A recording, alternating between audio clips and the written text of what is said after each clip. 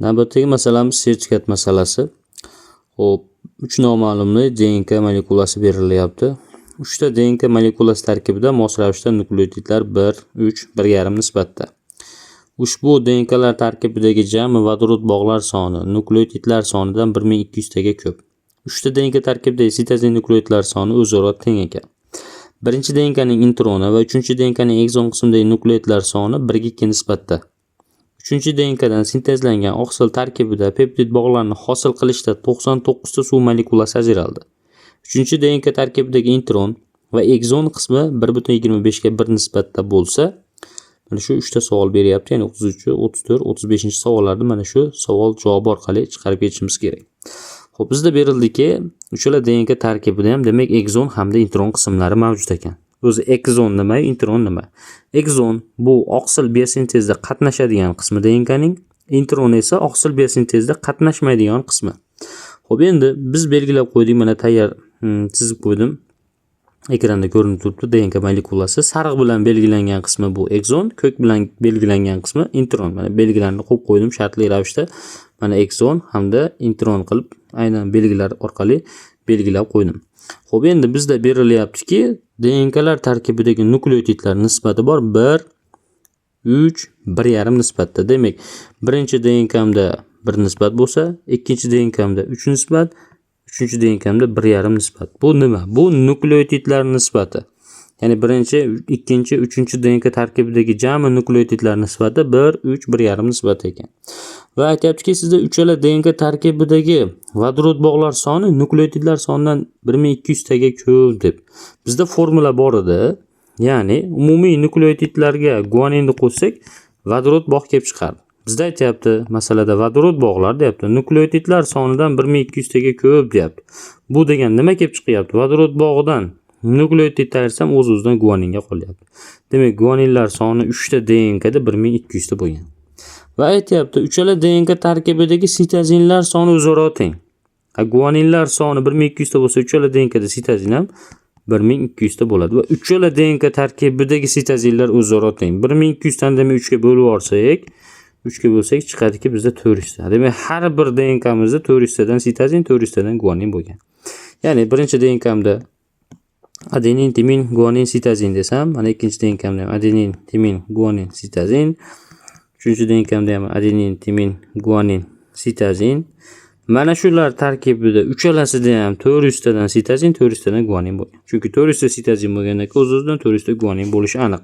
Bu intron hamda ekzon qismidagi jami sitozin hamda guaninlar. Bu ekzondagi alohida yoki introndagi alohida emas. Bu ekzonini yu intronini qo'shganimizda bitta DNK tarkibidagi umumiy holatdagi DNKlarimizdagi guanin bilan sitozinlar soni. Endi bizda yana ma'lumotlar bor. Birinchi DNKning introni va 3-chi DNKning ekzon qismidagi nukleotidlar soni 1 ga 2 nisbatda va 3-chi DNKning sintezlanishida, ya'ni oqsil sintezlangan vaqtda 3-chi DNKdan shuni oqsilini hosil qilishda peptid bog'larida 99 molekula suv ajraldi deyapti. Endi bizda 3-chi DNKni alohida olamiz. Demak, mana 3-chi DNKmiz. 3-chi DNKni ikki xil qismi bor. Demak, ekzon qismi hamda intron qismi. Ekzon qismidan sintezlangan informatsion RNK va shu informatsion RNKdan oqsil sintezlangan. Mana oqsil. Informatsion RNKdagi 3 ta nukleotid bitta aminokislotani kodlaydi. Bizda nechta aminokislota bor? Jami 100 ta aminokislota. Buni qayerdan topyapmiz? Chunki har bir peptid bog'ni hosil qilish uchun deyapti 99 ta suv ajralgan deyapti. Peptid bog'lar soni demak 99 ta degan. Oqsil tarkibida peptid bog'lar soni aminokislota sonidan bitta ekan bo'ladi. Demak 99 ga 1 ni qo'shsam 100 ta aminokislota bo'ladi. 100 ta aminokislotani informatsion RNK tarkibidagi nechta nukleotid kodlaydi? Demak 3 ta nukleotidimiz bitta aminokislotani kodlasa, 100 tasi demak 300 ta nukleotid ketadi 100 ta aminokislotani kodlash uchun. Bu ekzon qismidagi sintezlangan informatsion RNK tarkibidagi nukleotid. Endi ekzon qismimizdan sintezlangan informatsion RNKda 300 ta bo'lsa, demak ekzon qismida 600 ta nukleotid bo'lgan 3-chi DNKni. Va 3-chi DNKni savolda berib ketdi bizda, mana savolda beryapti. Introni va ekzonidagi nukleotidlar nisbati 1,25 ga 1. Demak, intron qismida 1,25 bo'lsa, ekzon qismida 1 ekan. Intronni topadigan bo'lsam 600 ni 1,25 ga ko'paytiraman. Ko'paytirsam 750 chiqyapti. Demak, 3-chi DNKmda jami qancha nukleotid bo'lgan? 1350 ta. Endi 3-DNK'dagi nukleotdan 1350 ta bo'lsa, bizda DNK'lar tarkibidagi nukleotlar nisbatini bergan. Ya'ni birinchi DNK, ikkinchi DNK va uchinchi DNK. Uchala DNK'dagi nisbatlar 1, 3, 1,5 nisbatida. Bizda 3-DNK'da 1350 taligi ma'lum bo'ldi. Mana jami nukleotda. Bunda qancha? Birinchi DNK'da qancha? Demak, ikkinchi DNK'dagi nukleotid 2 barobar ko'p ekan. Demak, 2700 ta bo'lgan. Birinchi DNK'dagi nukleotid 1,5 barobar kam ekan. Demak, 1,5 ga bo'lsam 900 ta. Demak, birinchi DNK'da 900 ta, ikkinchi DNK'da 2700 ta, uchinchi DNK'da 1350 ta jami nukleotid borligi ma'lum bo'ldi. Endi bundan foydalanib har bir DNK tarkibidagi adenin timinlar topsam bo'ladi. Sababi birinchi DNK'da 800 ta jami guanin bilan sitozin bor edi. Demak, 800 da ayirib yuboradigan bo'lsam 100 ta qoladi. 100 ta bu adenin bilan timinga. Demak, ikkalasiga teng bo'lib bersam 50 ta adenin, 50 ta timin degan. Ikkinchi DNK'da ham xuddi shunday 800 ta guanin bilan sitozin borda ayirib yuboradigan bo'lsam 800 da 1900 ta. Demak, 1900 ta adenin bilan timin. Har biriga bo'ladigan bo'lsam, demak 1900 da bo'ladigan bo'lsak, har biriga 950 ta adenin, 950 ta timin bo'ladi. Uchinchi DNK'mizda ham xuddi shunday 800 da ayirib yuboradigan bo'lsak, javob chiqadiki, bizda 550. 550 ni 2 ga bo'ladigan bo'lsam, demak 275 dan. 275 ta degan 275 ta timin borligi ma'lum bo'ldi. Mana uchala DNK'mizdagi barcha nukleotidlarimiz aniq bo'ldi. Va bizda yana ma'lumot bor. 3-DNK bilan 1-DNKning intron va ekzon qismidagi nukleotidlar nisbati. 1-DNKning introni deyapti, 3-DNKning ekzon qismidagi nukleotidlar soniga nisbati 1 ga 2 ekan. Ya'ni 3-DNKning ekzonidan 1-DNKdagi intron 2 barobar kam ekan. Bundan o'z ya'ni foydalanib topib olishimiz mumkin. 1-DNK tarkibidagi intronlardagi nukleotidlar sonini topib olsak bo'ladi. Demak, 3-DNKning ekzonida 600 ta bor. 1-DNKda intronni topishimiz uchun uni 2 ga bo'ladigan bo'lsak, demak 300 ta bo'lgan.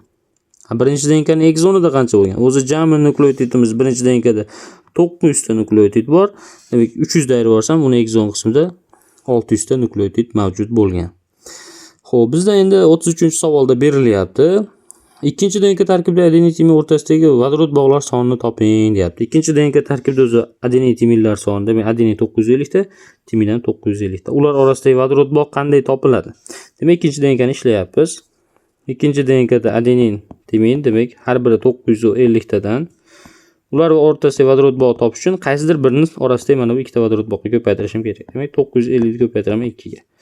1900 ta. Javob, demak F javobga chiqyapti. 33-savolda. Mana bu 33-savolning javobi.